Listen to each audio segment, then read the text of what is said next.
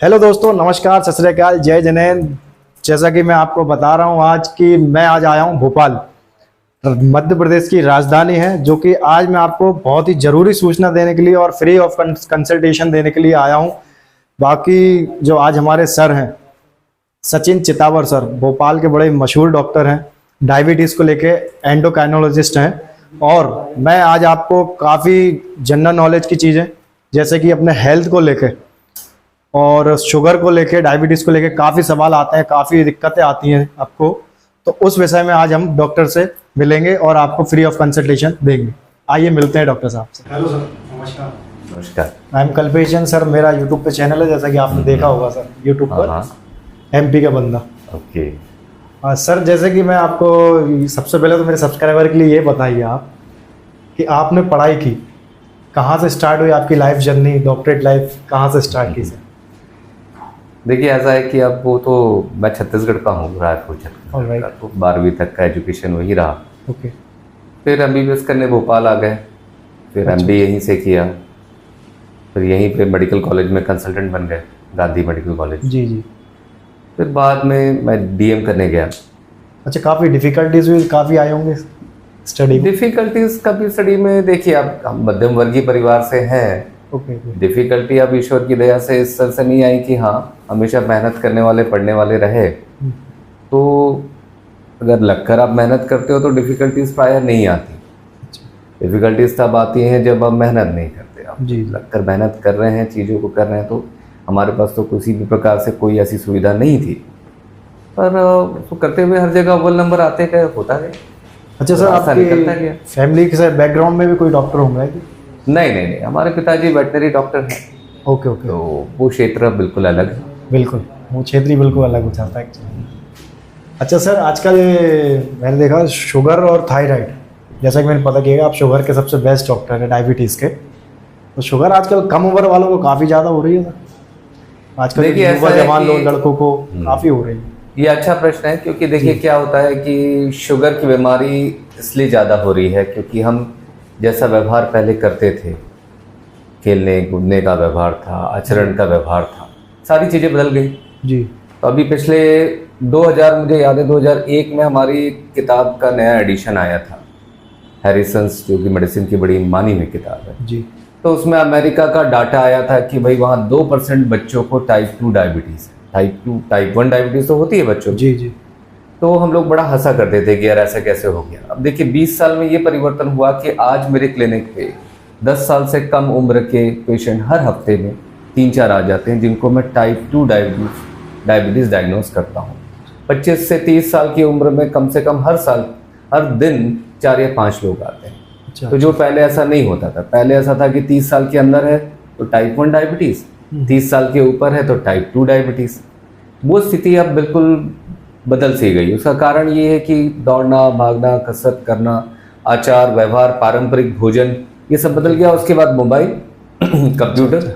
Corona के बाद ऐसा है कि लोगों की जीवन शैली पर शिथिल हो गई, आने जाने के लिए आपके पास गाड़ियां हो गई। ये सब चीज़ें कहीं ना कहीं आपको टाइप 2 डायबिटीज़ की तरफ लेकर जा रही है, क्योंकि मोटापा बढ़ रहा है, गर्दनें काली हो रही हैं, मस्से आ रहे हैं जी। और फिर आप जब आगे शुगर की जांच करके देखते हैं तो पता चलता है कि शुगर बढ़ गया। अच्छा सर, ये शुगर का पहचान कैसे होती है सर? जैसे बाय चांस किसी को नहीं है और एकदम से उसको कुछ भी दिक्कत आती है, तो उसकी कैसे क्या पहचान है?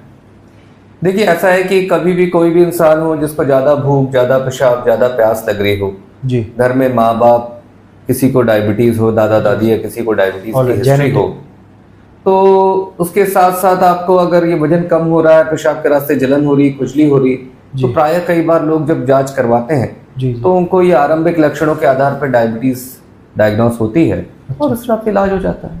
थायराइड का भी सर सेम है?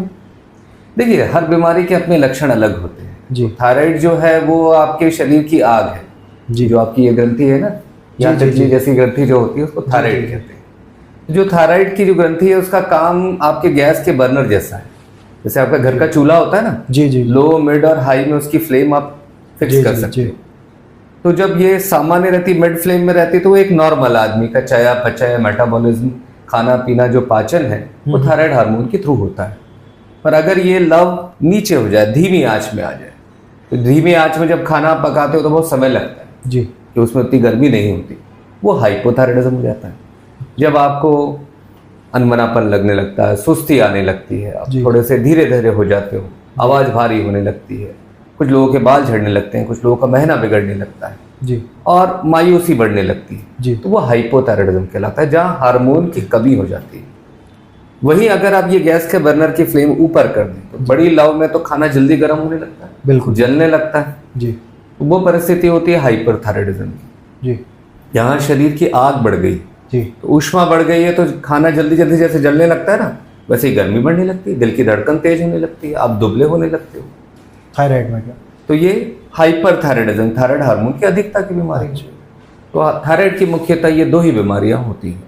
फिर कभी कभार घेंगा रोग हो गया, तो घेंगा दोनों ही बीमारी में हो सकता है। सर थायराइड में दो चीज होती है, कोई मोटा भी होता है उसमें, कोई दुबला भी होता है। इसके क्या देखिए, अब मतलब ये कि- भ्रांति है। ऐसा देखिए, मैंने सुनने में आया आपको कि मुझे मतलब कि कोई दुबला होता है तो दुबला ही होते जाता है थायराइड में, वो कोई मैंने मोटा आपको होता बताया है कि हाइपरथायराइडिज्म जो बीमारी है, जी जी जहाँ लव तेज हो गई, जी। जहाँ हार्मोन की अधिकता हो गई, वहाँ आदमी जरूर दुबला हो जाए, दुबला होता है। थरथराहट, कपकपी, उसको छोटी छोटी थोड़ा सा भोजन लिया, टॉयलेट जाना पड़ता है, अच्छा अच्छा तो उन लोगों को डायबिटीज और हृदय रोग होने की भी संभावना बढ़ जाती है। जी पर बात आती है हाइपोथायराइडिज्म में, तो हाइपोथायराइडिज्म में 1-2 किलो का वजन बढ़ता है और चेहरा फूला फूला हो जाता है और आपकी एक्टिविटीज कम हो जाती हैं, तो वो भी कहीं ना कहीं आपकी गतिविधियां कम हो गई तो आपका वजन थोड़ा सा 2-3 किलो बढ़ जाता है।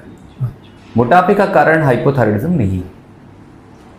अच्छा सर, जैसे कि आजकल छोटे छोटे बच्चे होते हैं अपने घरों में, जैसे अपन शुगर टेस्ट कराते हैं, आजकल हर घर में जनरल शुगर टेस्ट की मशीन होती है, उनकी जो पिन अप होती है जिससे अपन पिन से जो अपन टेस्ट करते हैं, वो पिन बाय चांस कोई बच्चा उसके हाथ में लग जाए तो इससे कुछ वायरल इन्फेक्शन या कोई चीज हो सकती है, कोई दिक्कत है सर, इससे इशू है? देखिए, ऐसा है कि जो प्रिकर होता है, प्रिकर तो कायदे से एक बार यूज हो जाने के बाद माँ बाप ने उसको फेंक देना चाहिए, पर प्राय इंडिया में ऐसा कोई नहीं करता। जी तो सबसे बड़ी आजकल तो समस्या। पहले निडल से प्रिक करते थे, आजकल वैसा नहीं करते, आजकल तो हर जगह प्लकर आता है। जी तो प्लकर में तो सुई जब तक आप प्लग को दबाओगे नहीं तब तक सुई निकलेगी नहीं, निकलेगी नहीं, तो एग्जैक्टली वो सेफ्टी रहती है। जी कायदे से ही उपयोग करने के बाद आपको फेंक देना चाहिए। Sure. ये तो आप दोबारा उपयोग करना चाहते हो स्वयं केस में, तो उसमें तो आप प्लकर उसको use संभाल के रखिए।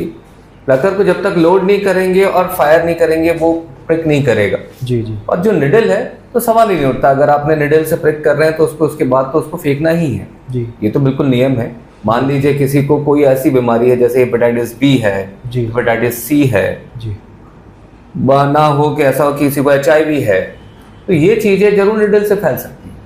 बाकी ऐसा कोई वायरल इन्फेक्शन में अगर बोले तो यही वायरल इन्फेक्शन फैलेंगे, जिसके लिए हमें बहुत सतर्क रहने की आवश्यकता है। पर ये तो एक फिर हादसा जैसा हो जाएगा, लापरवाही में होने वाला हादसा, जी तो ऐसा होना नहीं चाहिए। होना नहीं चाहिए सर। वैसे सर जैसे हुआ हो तो उसका फिर क्या इलाज है सर? जैसे किसी जैसे देखिए, अगर जैसे आपकी- मान के चले मेरे घर में एक बच्चा है, मेरा रिधान, उसने एक्चुअली में एक बार पिन अप कर लिया था सर, धोखे से लग गया था, वो नहीं। मेरी लापरवाही थी या जो भी हो। देखिए, ऐसा नहीं, आपको बीमारी होगी तभी आपको सतर्क होना और बच्चे के लिए करना। आप बिल्कुल सुनिश्चित हैं कि नहीं आपको किसी भी, ना हेपेटाइटिस बी है, ना हेपेटाइटिस सी है, ना नहीं, HIV है, बिल्कुल sure। फिर क्यों परेशान हो? कोई फिर इतना- कोई परेशानी की जी, जरूरत जी, नहीं है। लोकली आप एंटीसेप्टिक से सफाई कर दीजिए। जी जी बाकी आजकल बच्चों को हेपेटाइटिस बी और हेपेटाइटिस सी का वैक्सीन तो बचपन में ही लग बचपन जाता में लग जाता है, एग्जैक्टली सर। अच्छा सर, ये शुगर में सर मैंने अधिकतर देखा चिड़चिड़ापन काफी होता है लोगों को सर, ऐसा क्यों होता है? है। देखिए, गुस्सा चिड़चिड़ापन होता कोई है, चिड़चिड़ापन काफी कोई भी पुरानी बीमारी हो, क्रॉनिक बीमारी हो, तो उसके लिए हम मन से तैयार नहीं होते। हमें ऐसा लगता है कि हमारा शरीर बिल्कुल आदर्श है, हमारी सारी बातें बिल्कुल परफेक्ट हैं और हमें किसी भी प्रकार की बीमारी नहीं हो सकती। जी तो जब ऐसी क्रॉनिक बीमारी होती है तो आप उसको स्वीकार नहीं कर पाते। तो एक सबसे बड़ा कारण यहाँ होता है कि नाना प्रकार का माहौल बन जाता है, लोग पूछते हैं, बताते हैं, बहुत सारी डॉक्टर के अलावा सबसे सलाह आती है, जी तो कहीं ना कहीं मन भ्रमित हो जाता है, डर जाता है, तो भी चिड़चिड़ापन आता है। क्रॉनिक बीमारियों में अवसाद, डिप्रेशन, डायबिटीज की में 40% लोगों में डिप्रेशन हो सकता है। अच्छा तो जब अवसाद की बीमारी होगी तो आपको चीजें बुरी लगेंगी, नकारात्मकता बढ़ेगी, आपको ऐसा लगेगा जीवन में अब कुछ बचा नहीं, तो वहां आपको चिड़चिड़ापन और बाकी व्यवहार में परिवर्तन आ सकता है। तो इन परिस्थितियों का ध्यान रखें। किसी को कॉम्प्लिकेशन हो गया, मान लीजिए आंखों के पर्दे में खून उतर गया, या गुर्दा ही खराब हो गया, या पैरों की नसों में ही घाव बन गया, पैरों में काटने की नौबत आ गई, तो कहीं ना कहीं मन को जो आघात पहुंचता है उससे भी चिड़चिड़ापन आ सकता है। अच्छा अच्छा। अच्छा सर, ये मैंने सुनने में आया कि काफ़ी लोग बाहर के लोग कहते हैं कि जैसे आयुर्वेदिक को इलाज करवा लो शुगर खत्म भी हो जाती है, ऐसा कुछ भी होता है कि सर शुगर खत्म हो सकती है? क्योंकि देखिए- मेरे को एक क्वेश्चन मार्क आया था कि शुगर कभी खत्म हुई तो फिर इंसान खत्म, आई थिंक सो। शुगर नहीं, तो नहीं। शक्कर तो देखिए ऐसा है कि शुगर की बीमारी कोई बहुत बड़ी बीमारी नहीं है। ऑलराइट पहली बात तो ये दर्शकों को बताना चाहिए कि शुगर किसी को हो जाए जी तो वो ऐसा कोई कैंसर का रोग नहीं है जिससे आप बहुत ज़्यादा उद्वेलित होकर इससे छुटकारा पाने के लिए नाना प्रकार की विधियों के पीछे जाएंगे। जी सबसे अच्छा है कि आप एक योग्य डॉक्टर का चुनाव करें, वो आपको सही दिशा बताएंगे। इलाज में ऐसा होता है कि प्रायः जब शुरुआती दौर के इलाज में टाइप 2 डायबिटीज़ में, टाइप 1 डायबिटीज़ रिवर्स नहीं होती। ओके टाइप 2 डायबिटीज़ में अगर मान लीजिए आपको मोटापा है, इन्फेक्शन है, बाकी सब चीज़ें हैं, तो जब हम सभी चीज़ों से पार पा लेते हैं जी तो ऐसे कुछ पेशेंट्स होते हैं जहाँ पे हमें जल्दी जल्दी दवाइयाँ कम करनी पड़ती है, जी। या इंसुलिन है तो वो बंद करना पड़ता है, और वहाँ बहुत लंबे समय तक कई बार दवाओं की जरूरत नहीं पड़ती। इसको कहते हैं रिमिशन ऑफ डायबिटीज।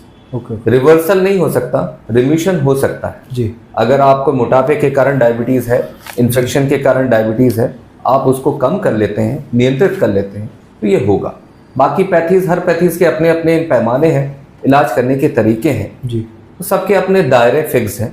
पर जो हम आपको इलाज करते हैं ये मॉडर्न मेडिसिन का इलाज है। जी तो मॉडर्न मेडिसिन में सब कुछ विज्ञान से जुड़ा हुआ है। जी जी तो जो विज्ञान में हमारी जो दवाइयाँ 100 साल पहले भी आई हैं तो आज भी वो परिष्कृत होती रहती हैं, जी शोध होते रहते हैं। जैसे मेटफॉर्मिन को 60 साल हो गया, आज भी उसमें शोध मिलेंगी। तो जो चीज़ें बहुत शोध से जुड़ी हुई है वो आपके लिए ज़्यादा कारगर होगी। अच्छा सर, ये टैबलेट्स जो लेते हैं, काफ़ी लोग, ये मेरे घर पे चर्चा हुई थी एक बार, जैसे कि शुगर की टैबलेट्स लेते हैं, किडनी पे भी अटैक करती हैं कभी। जैसे इंसुलिन ले रहे हैं तो इंसुलिन से अपना कैंसर होने का डर भी रहता है, ऐसा कुछ होता है क्या? देखिए क्या होता है कि हमारे यहाँ जिसे जानकारी नहीं होती वो सबसे बड़ा एक्सपर्ट हो जाता है, ये बड़ी दुर्भाग्य की बात जी है। तो जिसको जिस क्षेत्र की जिस विधा का ज्ञान नहीं होता वो सबसे ज्यादा बात करता है। इसीलिए इस प्रकार के कार्यक्रमों से मैसेज बड़ा लाउड एंड क्लियर जाना चाहिए। जी देखिए ऐसा है कि शुगर का इलाज ही हम इसलिए करते हैं कि हमें आंखों का पर्दा खराब नहीं चाहिए होता, जी जी गुर्दा खराब नहीं चाहिए होता, पैरों की नसों में खराबी नहीं होती। तो जब हम इन मुख्य 3 उद्देश्यों को लेकर ही शुगर कंट्रोल कर रहे हैं तो गुर्दा दवा से कैसे खराब हो? बिल्कुल सिंपल सी बात है। आजकल की जितनी भी नई दवाइयां हैं बल्कि ये उनको भी दी जा रही हैं जिनको गुर्दा रोग है पर मधुमेह नहीं है। तो अगर गुर्दा रोग है और मधुमेह नहीं है और ये दवाइयां उनमें गुर्दा रोग को आगे बढ़ने से रोक रही हैं, जी तो सोचिए कितनी कारगर दवा है। जिनको हृदय रोग है पर मधुमेह नहीं है, ये दवाइयां ऐसा आविष्कार है कि उनको भी फायदा पहुंचा रही है। तो फिर मधुमेह के मरीजों में जब ये दवाइयां दी जाएंगी तो गुर्दा रोग और हृदय रोग या अन्य परेशानियां क्यों हो? सेम एज इंसुलिन के साथ है सर? देखिए इंसुलिन को 103 साल हो गए, और जब 1920 में इंसुलिन का पहली बार डिस्कवरी हुई थी और जब बनाया था एक्सट्रैक्ट करके, तब जिन बच्चों को टाइप 1 डायबिटीज हुआ करता था वो 2-3 साल में काल कलवित हो जाते थे। जिस बच्चे को पहली बार इंसुलिन लगा उसकी मौत 90-95 साल में अभी कुछ वर्षों पहले ही हुई है। तो जिस दवा ने इतनी उम्र दी, 87 से 88 साल की उम्र इंसुलिन के कारण दी, जी तो आज अरबों खरबों लोगों के जीवन में अभूतपूर्व परिवर्तन आया होगा। इंसुलिन को लेके भ्रांति इसीलिए आ जाती है क्योंकि जब सीरियस मरीज होता है तो डॉक्टर बोलते हैं आप इंसुलिन लगा के ही करना पड़ेगा, और कई बार सीरियस मरीज किसी और कारणवश जी जीवित नहीं रहता तो लोगों को लगता है कि ये तो अंतिम समय की दवा है, इसलिए कहीं ना कहीं भ्रांतियां आ जाती है। जी जी तो इंसुलिन सबसे कारगर तरीका है शुगर नियंत्रण करने का। तो इसमें किसी भी प्रकार का कोई कॉम्प्लिकेशन नहीं होता। एक ही कॉम्प्लिकेशन होगा क्योंकि इंसुलिन दवा शुगर कम करने की है, तो शुगर कम हो गया तो ठंडा पसीना, घबराहट, थरथराहट, कपकपी, बहुत तेज भूख लगना, जिसको हम हाइपोग्लाइसीमिया कहते हैं, ये जरूर जानलेवा स्थिति होती है। तो वो आपके डॉक्टर का काम है, सब चीज़ें बैलेंस करते हैं तो चीज़ें बहुत बढ़िया हो जाती हैं। जैसे सर एक चीज़ और सामने आई है सर, किसी किसी को फैमिली जैसे डायबिटिक्स चलती है, जेनेटिक, तो सर जैसे मान के चलिए बड़े लड़के को हो रही है और छोटे लड़के को नहीं, ऐसा भी हो सकता है कैसे? देखिए जीन्स को डायबिटीज के साथ, जैसे टाइप 1 डायबिटीज एक रोग प्रतिरोधक क्षमता की बीमारी है जी एंटीबॉडीज बन जाएंगी, एंटीबॉडीज इंसुलिन बनाने वाले सेल्स को खत्म कर देंगे, जी तो उसमें जिंदगी भर आपको इंसुलिन लेना पड़ेगा। तो वहाँ जीन्स का रोल बहुत ज्यादा नहीं है। टाइप 2 डायबिटीज के बहुत कारण हैं, बहुत सारे कारण हैं, जिसमें इंसुलिन रेजिस्टेंस एक प्रमुख कारण है, तो मोटापा एक प्रमुख कारण है, जी खान पान में आपकी लापरवाही एक प्रमुख कारण है। तो वहाँ भी जीन्स का रोल बहुत ज़्यादा नहीं आता। पर टाइप 2 डायबिटीज़ में एक छोटा सा भाग है, या कह सकते हो कि एक बीमारी है जो डायबिटीज़ है जिसको मैच्योरिटी ऑनसेट डायबिटीज़ कहते हैं, मॉडी। वो जेनेटिक उसके मोनोजेनिक डायबिटीज है, तो उसके कुछ जीन्स 8 से 10 प्रकार के 15 प्रकार के जीन्स आइडेंटिफाई हुए हैं। वहां पे जरूर होता है कि दादा को डायबिटीज है तो पिताजी को हो गई, पिताजी को डायबिटीज है तो फिर बच्चे को हो गई, तो वहां पे ऑटोसोमल डोमिनेंट प्रेजेंटेशन देखा जाता है, पर वो बहुत कम लोगों को है जी। पर उन केसेस की भी डॉक्टर को जानकारी होनी चाहिए। जी अच्छा, बाकी सर ये हस्बैंड वाइफ में जो होता है रिलेशन, उसमें भी वाइफ को भी हो सकती है, जैसे वाइफ को पहले नहीं है एक्चुअली में शुगर, इसके बाद हो सकती है क्या सर? देखिए शुगर तो किसी को भी हो सकती है, कोई छूत का रोग थोड़ा है। जी।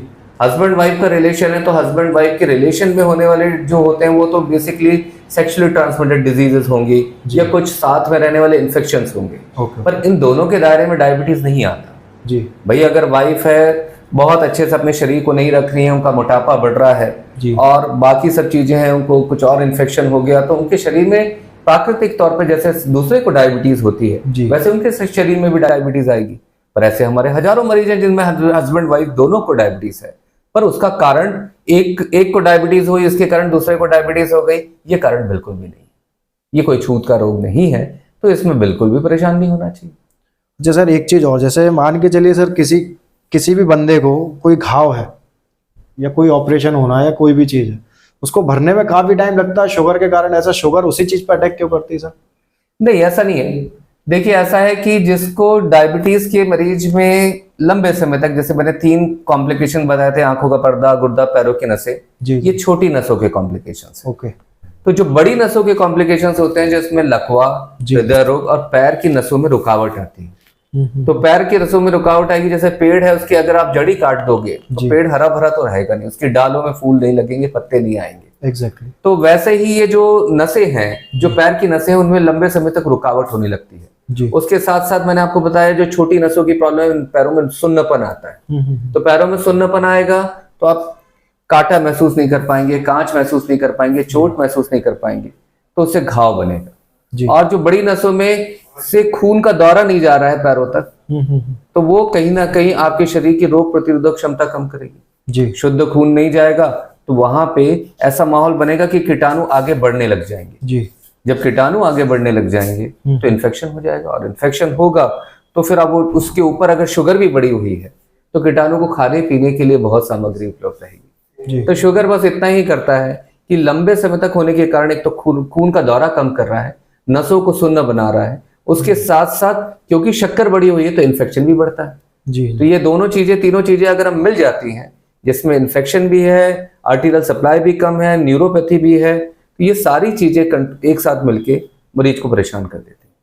अच्छा सर, ये अपनी जो एलोपैथिक जो टैबलेट्स चलती हैं, तो एलोपैथिक टैबलेट से सर शुगर को कंट्रोल करते हैं, तो कितने टाइम तक इसकी गारंटी है खत्म हो सकती है शुगर, या इसको मेंटेन रखा जा सकता है? देखिए गारंटी की बात नहीं होती, जब क्या होता है कि एक जादूगर वाली बात जो होती है ना, वो चिकित्सा में नहीं होनी चाहिए। जो भी चिकित्सा की पद्धति विज्ञान से जुड़ी हुई है वहां दावे नहीं होते, वहां प्रति दावे नहीं होते।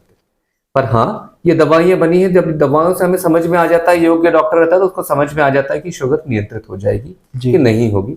शुगर नियंत्रण की स्थिति नहीं होती तो डॉक्टर साहब कहते हैं कि इसके ऊपर मुझे इंसुलिन लिखना पड़ेगा। तो ये चीजें दावे पे नहीं चलती, हाँ पैमाने होते हैं। और हमारे सारे जो भी मरीज ढंग से इलाज कराते हैं, 100 में से 99 मरीज पहले हफ्ता 10 दिन में शुगर नियंत्रित हो जाता है जी। कुछ 1 से 2% मरीजों में संघर्ष करना होता है, तो वहां मरीज की भी तैयारी होनी चाहिए और डॉक्टर ने भी संघर्ष करना चाहिए। तो 100% मरीजों में आप बताएं तो हम शुगर कंट्रोल करके दे सकते हैं जी। उसमें तो कोई समस्या ही नहीं, पर खत्म हो जाएगी ये नहीं कह सकते, ये कहना गलत है। अच्छा। कुछ % लोगों में जहां पे रिमिशन होगा डायबिटीज का जी, वहां पे वो अपने आप डॉक्टर बताएंगे कि भाई अब दवा की जरूरत नहीं। तो वहां भी मरीज ने डिसाइड नहीं करना है, डॉक्टर को डिसाइड करना। कंसल्टेशन जरूरी है। देखिए बहुत मायने रखता है, ये क्रॉनिक बीमारियां हैं तो यहाँ पे रेगुलर फॉलोअप का बहुत महत्व है जी। डॉक्टर का चुनाव आप स्वयं करेंगे जी। जो डॉक्टर ज्यादा जांचें करा रहा है या आपको लग रहा है फायदे नहीं हो रहे, तो हिंदुस्तान में तो आपके पास अधिकार है, आप चुनाव करते हैं कि कौन सा डॉक्टर श्रेष्ठ है आपके लिए। तो इसमें जब चुनाव आप कर रहे हैं फिर सम्मान तो आपको करना पड़ेगा और चीजें माननी भी पड़ेगी। एग्जैक्टली। जैसे कि वैवाहिक जीवन में काफी असर आता है शुगर से।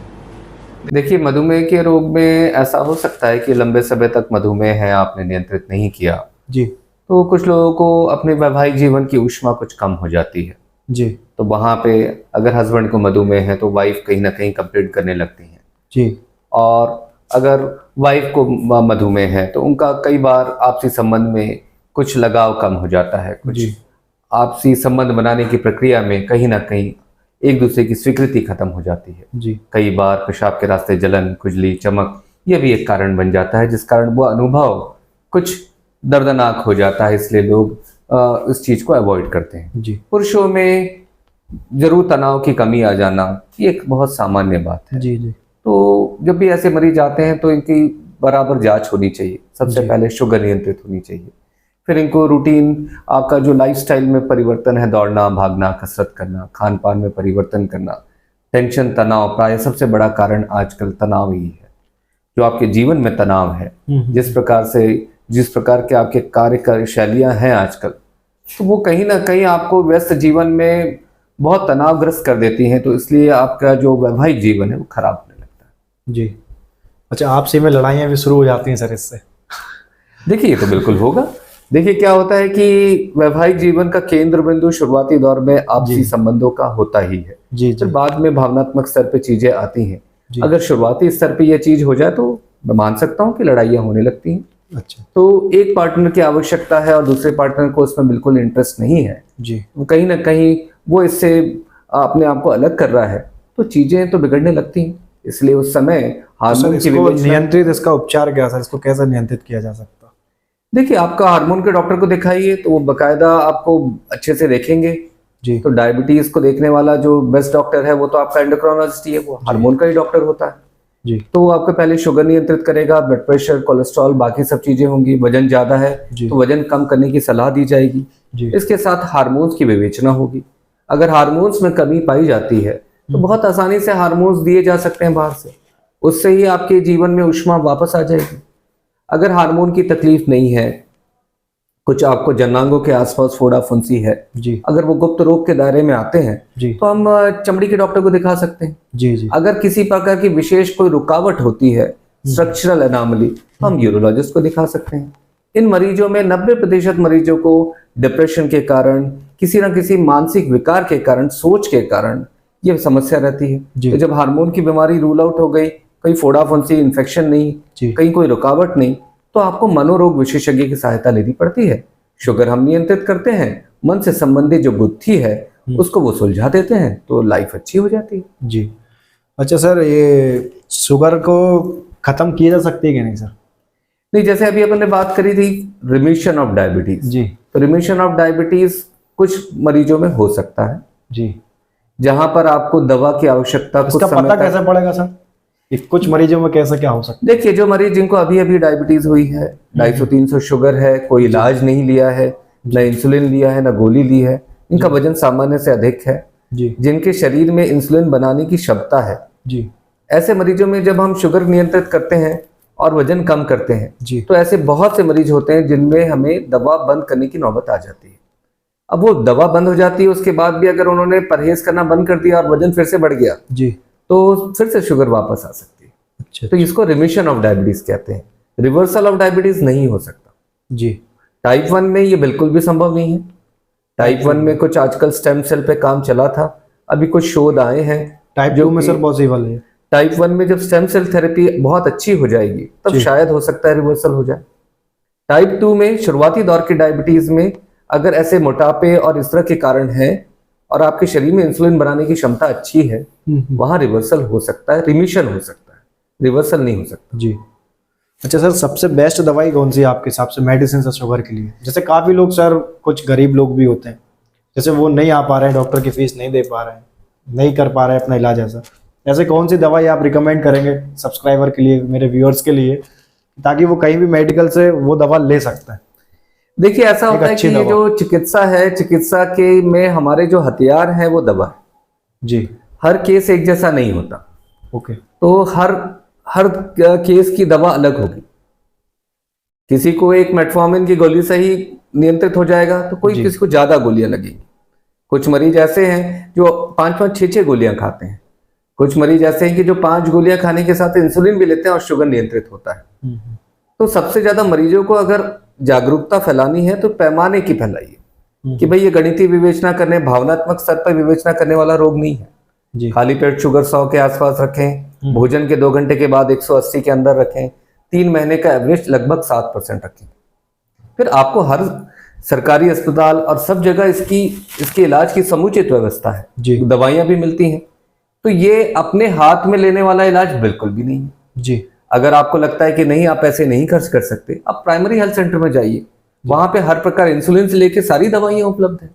तो डॉक्टर जब इलाज करेंगे तो पैमाने अगर मैंने आपको बता दिए, इन पैमानों पे अगर उस इलाज में आप आ जाते हैं तो इससे बेहतर क्या हो सकता है। तो सुविधा सभी के लिए है, पर मन से इलाज करने की स्थिति इस बीमारी में नहीं हो सकती। अच्छा सर, ये स्टेज एक कैसे पता पड़ता है कि जैसे एक टाइम तक अपन टेबलेट खा रहे हैं, शुगर कंट्रोल कर रहे हैं, फिर आप जैसे मान के चलिए कोई भी डॉक्टर सजेशन देगा कि आपको इंसुलिन लगाना पड़ेगा, ऐसे स्टेज का कैसा क्या मालूम पड़ता है सर? देखिए, स्टेजिंग हम लोग प्रायः कैंसर में करते हैं। स्टेजिंग की बीमारियां प्रायः कैंसर में, क्योंकि कहाँ तक फैला है, लिम्फ नोड इन्वॉल्व है, एक तरफ गया दूसरी तरफ गया। डायबिटीज में स्टेजिंग नहीं होती जी। अगर स्टेजिंग होती है डायबिटीज में तो टाइप 1 डायबिटीज में होती है, जहां पे स्टेज 1 वो दौर होता है जब शुगर बिल्कुल बढ़ा हुआ नहीं रहता, एंटीबॉडीज, क्योंकि रोग प्रतिरोधक क्षमता की बीमारी है, एंटीबॉडी पॉजिटिव है पर शुगर नहीं बढ़ रहा है, तो वो स्टेज 1 होगा। और स्टेज 2 आएगा जब धीरे धीरे शुगर बढ़ने लग जाएगा, और स्टेज 3 जो है जब पूरी तरह से डायबिटीज हो गई है जी। वहां स्टेजिंग इसलिए इंपॉर्टेंट है क्योंकि वो रोग प्रतिरोधक क्षमता की बीमारी है, तो वहां पे हम एंटीबॉडीज को कम करने के लिए कुछ दवाइयां आजकल आ गई जो कि अभी हिंदुस्तान में उपलब्ध नहीं, तो वहां पे हम लोग जरूर स्टेज कर सकते हैं। और स्टेज 1 और स्टेज 2 के बीच में अगर वो हमने दवा दे दी तो हो सकता है कि वो डायबिटीज ना हो। पर टाइप 2 डायबिटीज में स्टेजिंग नहीं की जाती। टाइप 2 डायबिटीज में हमारा लक्ष्य होता है कि शुगर नॉर्मल हो, जो पैमाने मैंने अभी थोड़ी देर पहले ही बताए वो हमें प्राप्त करने होते हैं। पैमाने आपने प्राप्त कर लिए, कि चाहे गोली से हो चाहे इंसुलिन से हो, वो चीजें बिल्कुल सिद्ध मानी जाती है। सर, शुगर के लिए सबसे बेस्ट दवा आपकी नज़र में? बेस्ट दवा, सभी दवा बेस्ट है, हर इंसान के लिए दवा अलग अलग है। क्योंकि क्या है कि ये जो देखिए ऐसा होता है कि हमेशा डॉक्टरों के बीच में भी ये प्रश्न उठते हैं जी कि आप कौन सी बेस्ट दवा बोलोगे, कौन सी दवा पहले दोगे। तो मैं उनको ये कहता हूं कि ये चाट की तरह है। ओके। जैसे चाट में कुछ लोगों को लाल चटनी पसंद है, कुछ लोगों को हरी चटनी पसंद है, कुछ सेव डालते हैं, कुछ ऊपर से प्याज काट के डाल देते हैं, कुछ उसमें कुछ और बड़ी चीजें डाल के सोठ डाल देते हैं, स्वादिष्ट बनती है, मन को अच्छा लगता है तो उसको सही इलाज मानते हैं जी। तो डायबिटीज में कोई भी दवा का प्रयोग करें या इंसुलिन का प्रयोग करें जी, अगर आप पैमाने को प्राप्त कर लेते हैं जो कि फिक्स्ड है, खाली पेट 100, भरे पेट 180 के अंदर 3 महीने का एवरेज 7%, तो काम हो गया। तो किसी भी तरीके से आप लक्ष्य की प्राप्ति करें तो कोई ऐसा नहीं बता सकता कोई कि आपको इन्होंने ये दवा दी तो ये बेहतर थी और दूसरे ने कुछ और दवा दी। लक्ष्य की अगर प्राप्ति होती है तो दोनों ही डॉक्टर बेस्ट है और दोनों ही इलाज बेस्ट है। सर, एट द एंड आप ये बताइए कि शुगर को कैसे कंट्रोल और नियंत्रित किया जा सकता है? टैबलेट टाइम पे लेते रहें इंसान, कि अपनी मन मर्जी से भी, कोई लोग, बहुत से लोग अपनी मन मर्जी से चलाते हैं, कभी ले रहे हैं, कभी कंट्रोल हो गए तो नहीं ले रहे हैं, बंद कर देते हैं काफ़ी लोग, ऐसा क्यों करते हैं सर? देखिए, सबसे पहला मैं ये कहना चाहूंगा कि शुगर की बीमारी अवसर है, अवसाद नहीं है जी। सकारात्मक दृष्टिकोण से देखें जी। तो नियमित व्यायाम करना, संयमित भोजन करना जी। समय समय पर डॉक्टर से मिलकर दवा लेना, ये लंबे और चिरायु जीवन की विधि है जी। तो अगर आपको शुगर हो गया है तो आप मान के चलें कि ये बीमारी आपसे वही चीजें करा रही हैं जो 100 साल तक जीने के लिए जरूरी है। टेंशन तनाव कम करिए, नियमित व्यायाम करिए, बिल्कुल बराबर संयमित भोजन लीजिए, 6 से 8 घंटे की नींद लीजिए और बाकी बातों में ना उलझकर अपने काम में अपने लक्ष्य की प्राप्ति करिए। तो ये चीजें जब आप करने लग जाओगे तो ये बीमारी का भार नहीं आएगा। और दूसरी बात, हम ये गलती करते हैं कि जब हमारी बीमारी हो जाती है तो डॉक्टर को तो हम फीस दे के दिखाते हैं, पर हम बाकी सबसे सलाह मुफ्त में ले लेते हैं। जो मुफ्त में आई हुई सलाह है वो आपके ब्लड प्रेशर को बढ़ाती है, आपके दिमाग में तनाव को बढ़ाती है और कहीं ना कहीं आप बहुत उद्वेलित हो जाते हो और फिर आप उपाय ढूंढने लगते हो कि इससे छुटकारा कैसे मिले। काफी लोग सर ज्ञान भी बहुत देते हैं एक्चुअली में, ऐसे बाहर के लोग बहुत बोलते हैं कि ये खा लो देसी दवा, या मेथी के दाने उबाल के पीते रहो, या वो करेले वगैरह जो होते हैं, करेले पैर के नीचे रख लो, इससे शुगर नियंत्रित होती है। तो ये सब भी काफी करते हैं। देखिए, ICMR में 200 जड़ी बूटियां, सब्जी भाजी सब रजिस्टर्ड हैं जो शुगर कम करती हैं। ओके। पर जो सब्जी भाजी जड़ी बूटी कोई या कोई दवा जी, जब HbA1c जो 3 महीने का एवरेज है वो 0.4% से ज्यादा कम करती है तभी वो दवा की श्रेणी में आती है जी। जो 0.4% से कम HbA1c रिड्यूस करता है वो दवा की श्रेणी में नहीं आना चाहिए, उसको खाद्य पदार्थ की तरह लेना चाहिए जी। कि ये शुगर के लिए करेला खाना बहुत अच्छा है, तो अगर हमें करेले की सब्जी पसंद है तो हम जरूर करेलों का समावेश करें। मेथी दाना पसंद है तो मेथी दाना अपने खाने में समावेश करें। आपको जामुन पसंद है तो जामुन का समावेश करें। पर आप ये ना माने कि वो दवा है जी। तो कहीं ना कहीं वो आपकी शुगर जरूर कम करेगी, पर उस पैमाने पे कम नहीं करेगी कि आप उसको दवा के बराबर ला कर रखें। ये दवा के बराबर, जी। चीजें जनता को समझ में आनी चाहिए। जी। अच्छा सर, तो मैं आपको ये समझूं कि सबसे बेस्ट कंसल्टेंट आप हैं शुगर के मामले में? देखिए, ये दावा करना तो गलत होगा, क्योंकि बेस्ट और नॉट बेस्ट वो हर आदमी की अपनी आवश्यकता और उसकी जरूरतें पूरी होने पर निर्भर करता है। जी जी। ये तो जैसे अब हम लोग चिकित्सा में आते रहते हैं तो हम अपने पेशेंट को अपने अंदाज में, जो हमारे किस्म की इलाज को पसंद करते हैं, वो हमारे आसपास आते जी हैं। जी। तो मैं कहूंगा सभी बेस्ट हैं। योग्य डॉक्टर को दिखाएं, अच्छी जगह से जिसने ट्रेनिंग ली है उनको दिखाएं, और कोशिश करें कि अगर आपका चीजें नहीं कंट्रोल हो रहा है तो सुपर स्पेशलिस्ट को, डीएम डॉक्टर को दिखाएं, एंडोक्रोनोलॉजिस्ट को दिखाएं। नहीं तो शुगर की बीमारी का इलाज एक एमबीबीएस डॉक्टर भी बहुत अच्छे से कर सकता है, जी जी। एक एमडी डॉक्टर भी कर सकता है। पर चीजों में अगर जटिलताएं बढ़ती हैं तो सुपर स्पेशलिस्ट को दिखाएं, तो वो आपके जीवन के में आपकी बीमारी की सही तरह से विवेचना करेंगे और फायदा हो जाने पे जिनसे भी फायदा हो रहा है वो आपके लिए बेस्ट है। जी। तो सर एट द लास्ट मेरे सब्सक्राइबर और मेरे व्यूअर्स के लिए आप एड्रेस बता सकते हैं सर, आपकी क्लिनिक और जो भी यहाँ पे आप देखिए, अब बैठते ये हैं? क्या होता है, ये तो प्रचार के दायरे में आ जाएगा, पर मैं भोपाल में देखता हूँ। ओके। जवाहर चौक में मेरा क्लिनिक है जी। और मैं दिन भर उपलब्ध रहता हूँ। जवाहर चौक। शनिवार को इवनिंग में मैं उपलब्ध नहीं रहता और रविवार को मेरी छुट्टी होती है। बाकी सर डिस्क्रिप्शन में आपका कांटेक्ट नंबर, क्लिनिक नंबर सब दे दूंगा मैं। हाँ नहीं, वो थोड़ा सा वो दायरे में आता है, वो आपके सब चैनल के दायरे में आप कर सकते हैं तो ठीक है। बाकी हम लोग प्राय प्रचार नहीं मेरे चैनल के विषय में आप सब्सक्राइबर कुछ कहना चाहेंगे?